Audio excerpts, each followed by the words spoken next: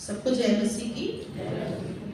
जैसा कि हर वर्ष वर्ल्ड डे प्रेयर में देश को प्रार्थना के लिए चुना जाता है, इस वर्ष फिलिस्तीन को प्रार्थना का मुख्य केंद्र बनाया गया है।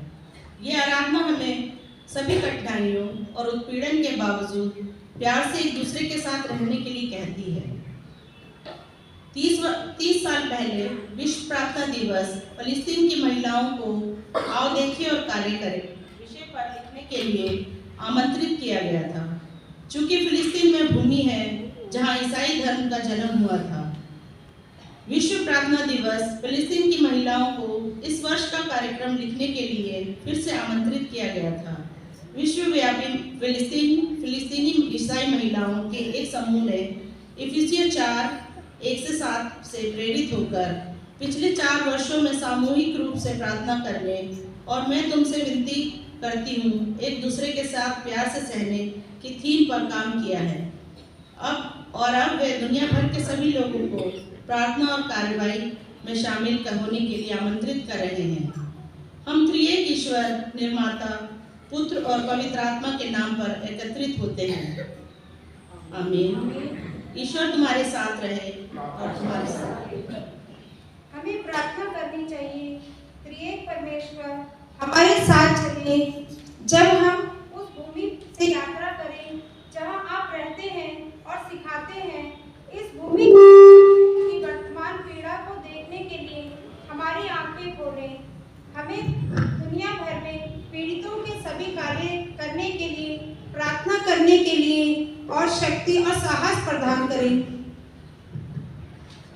हे प्रभु, तू अपने देश के लिए अनुकूल रहा।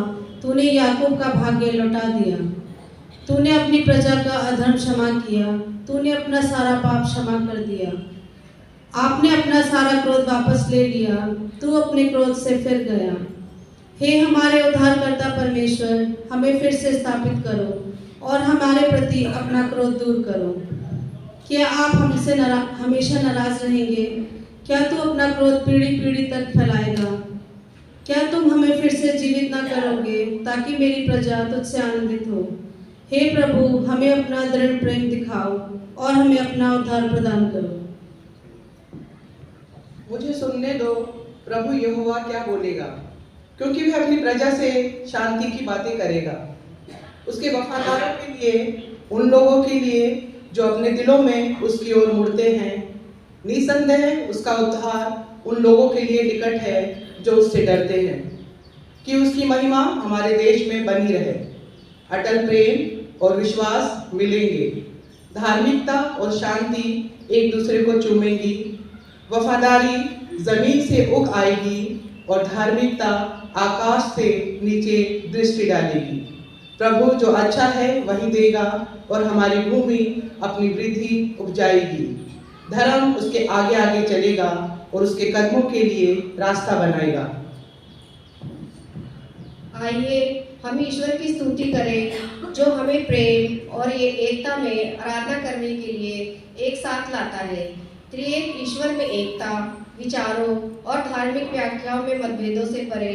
आइए हम आस्थावान लोगों के इन आवश्यक गुणों को याद करें: विनम्रता, नम्रता, धैर्य और प्रेम। हम दूसरों को आके बिना उन्हें स्वीकार करने में अपनी कमजोरी और असफलता को स्वीकार करते हैं।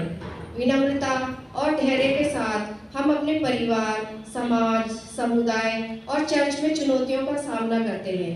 नम्रता और प्रेम से हम हर चीज पर विजय पा लेते हैं। हम अपने विश्वास में मजबूत बने रहते हैं, ये जानते हुए कि हम ईश्वर के हैं।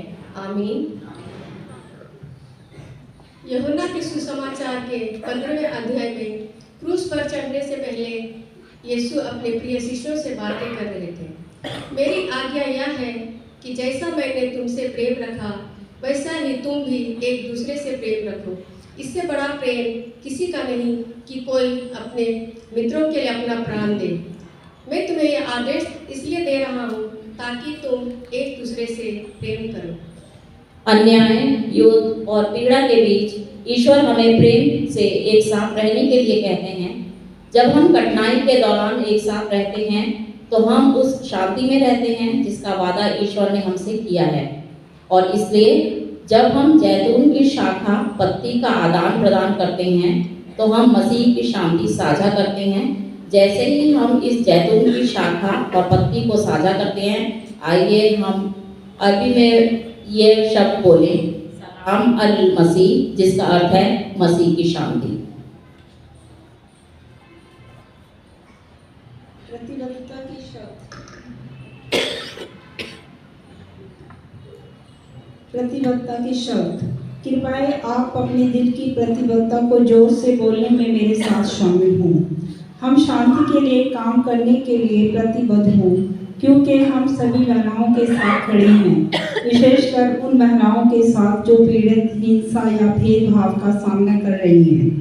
हम धार्मिक स्थानों सहित समाज के सभी स्तरों पर काम करने वाले निर्णय निर्माताओं के वफादार वकील बने। जब तक परमेश्वर का न्याय और शांति पूरी दुनिया में राज नहीं कर लेती, तब तक एक दूसरे को प्रेम से सहते रहें। आइए अब हम चलें और शांति और न्याय के प्रतिनिधि बने।